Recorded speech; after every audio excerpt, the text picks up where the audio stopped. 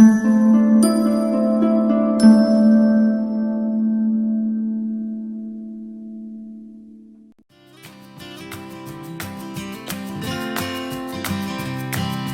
friends, welcome to South Indian Food Court. இன்னைக்கு நம்ம சூப்பரான டிஃபரண்டான பிரெட் போண்டா பண்ண போறோம். எப்படி பண்ணலாம்னு பார்க்கலாம். தேவையான பொருள் பார்த்துடலாம்.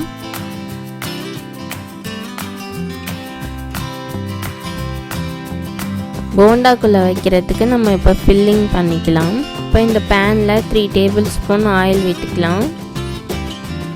ஆயில் நல்லா சூடானோடனே 1 டேபிள் ஸ்பூன் ஜீரகம் சேர்த்துக்கலாம். ஜீரகம் நல்லா பொரியட்டும். ஜீரகம் பொரிஞ்சிருச்சு. இப்போ நான் 2 பூண்டை சின்ன சின்ன சாப் பண்ணி வச்சுருக்கேன். இதை சேர்த்துக்கலாம். பூண்டு கொஞ்சம் கலர் மாறுற வரைக்கும் வதக்கி விட்டுக்கோங்க. இப்போ கலர் மாறிடுச்சு. ஒரு பெரிய சைஸ் வெங்காயத்தை பொடியாக சாப் பண்ணி வச்சுருக்கேன். இதை இப்போ சேர்த்துக்கலாம்.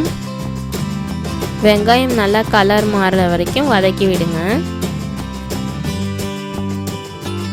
இப்போ நல்லா கலர் மாறிடுச்சு.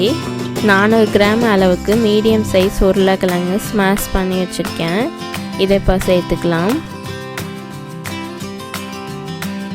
200 கிராம் அளவுக்கு க்ரீன் கலர் பட்டாணி வேக வச்சுருக்கேன். இதை சேர்த்துக்கலாம். பட்டாணி நல்லா வேக வச்சுக்கோங்க. அப்போ தான் சாப்பிடும் போது நல்லா இருக்கும் உங்களுக்கு.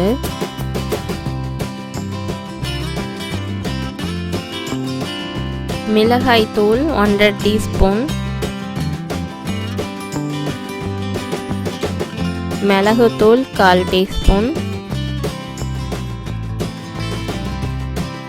மஞ்சத்தூள் 1/4 டீஸ்பூன், கரம் மசாலா 1/2 டீஸ்பூன். இது எல்லாத்தையும் நல்லா மிக்ஸ் பண்ணி விட்டுடலாம். உப்பு 1 டீஸ்பூன் சேர்த்துக்கலாம். இப்போ இதையும் மிக்ஸ் பண்ணி விட்டுடலாம்.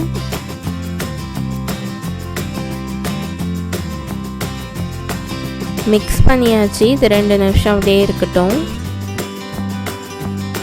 இப்போ இது ரெடி ஆயிடுச்சு. இது ஒரு பவுலில் ட்ரான்ஸ்ஃபர் பண்ணிக்கலாம். இப்போ போண்டா மேலே லேயர் கொடுக்கறதுக்கு மாவு ரெடி பண்ணிக்கலாம். கடலை மாவு 3/4 கப் எடுத்துக்கோங்க. அரிசி மாவு 2 ஸ்பூன் எடுத்திருக்கேன். மஞ்சத்தூள் 1/4 டீஸ்பூன், மிளகாய்த்தூள் 1 டீஸ்பூன், உப்பு 1/4 டீஸ்பூன்.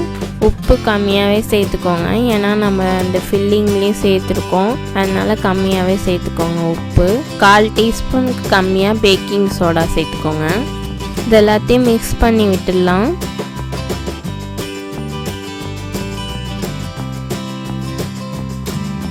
கொஞ்சமாக தண்ணி சேர்த்துக்கலாம். பஜ்ஜி மாவு பதத்துக்கு கரைச்சி வச்சுக்கோங்க. 3 பிரெட் எடுத்து வச்சுருக்கேன். இதை இப்போ ஓரங்களெல்லாம் கட் பண்ணிக்கலாம். உங்களுக்கு 3 கட் பண்ண முடியலன்னா 1 1ஆவே கட் பண்ணி வச்சுக்கோங்க. நான் இதை மாதிரி 10 பிரெட் எடுத்து வச்சுருக்கேன். எல்லா ப்ரெட்டையும் இது மாதிரியே கட் பண்ணி வச்சுக்கலாம். ஓரங்களெல்லாம் கட் பண்ணி வச்சுருக்கிற ப்ரெட்லேருந்து ஒரு ப்ரெட் எடுத்து ஃபஸ்ட்டு ஃப்ளாட் பண்ணிக்கோங்க. சப்பாத்தி கட்டியை வச்சு இப்போ ஃப்ளாட் பண்ணிக்கலாம். இந்த அளவுக்கு ஆக்கி வச்சுக்கோங்க மெலிசா. இப்போ எல்லா ப்ரெட்டையும் இது மாதிரி தேய்ச்சி வச்சாச்சு. இப்போ ஒரு ப்ரெட்டை எடுத்துக்கோங்க. இதுக்குள்ளே இப்போ ஃபில்லிங் வச்சுக்கலாம்.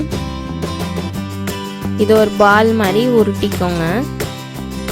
இந்த மாதிரி இதை மாதிரி எல்லா ப்ரெட்டையும் உருட்டி வச்சுருங்க.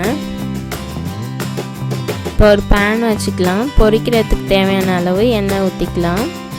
எண்ணெய் நல்லா உங்களுக்கு சூடாகணும். அடுப்பை வந்து மீடியம் ஹீட்லேயே வச்சுக்கோங்க. எண்ணெய் நல்லா சூடாகிடுச்சு. இப்போ இந்த உருட்டி வச்சுருக்க போண்டாவை இந்த மாவுக்குள்ளே டிப் பண்ணி எண்ணெயில் சேர்த்துக்கலாம். அடுப்பை வந்து மீடியம் ஹீட்டில் வச்சுக்கோங்க. அப்போ தான் உங்களுக்கு உள்ளாரெல்லாம் நல்லா வேகும். இப்போ திருப்பி விட்டுக்கலாம் அந்த போண்டாவை. இப்போ இதே மாதிரியே எல்லா போண்டாவையும் போட்டு வச்சுருங்க. சுவையான பிரெட் போண்டா ரெடி. டிஃப்ரெண்ட்டான இந்த பிரெட் போண்டாவை ட்ரை பண்ணி பாருங்கள். சூப்பராக இருக்கும். ட்ரை பண்ணி பார்த்துட்டு எப்படி இருந்துச்சுன்னு ஃபீட்பேக் சொல்லுங்கள். இந்த வீடியோ பிடிச்சிருந்துச்சுன்னா லைக் பண்ணுங்கள், ஷேர் பண்ணுங்கள், சப்ஸ்கிரைப் பண்ணுங்கள். மறக்காமல் பெல் ஐக்கானையும் கிளிக் பண்ணிவிடுங்க. தேங்க்யூ, பாய்.